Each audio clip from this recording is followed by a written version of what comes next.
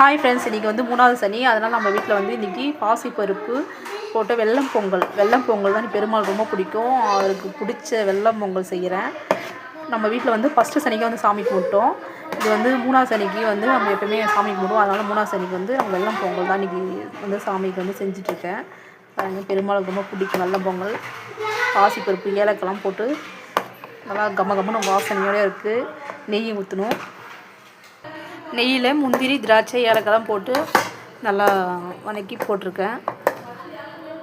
பாருங்கள், நல்லா கம்மன்னு வாசனையாக இருக்குது. அவ்வளோதான், பொங்கல் ரெடி ஆகிடுச்சு. சாமி கும்பிட்டு தப்போ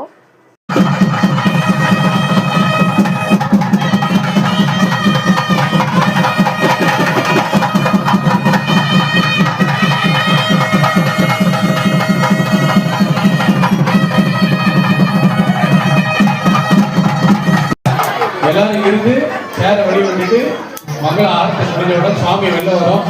நடனம் பார்த்துட்டு போங்க. நல்லது, நடனத்தை பார்த்தா அதாவது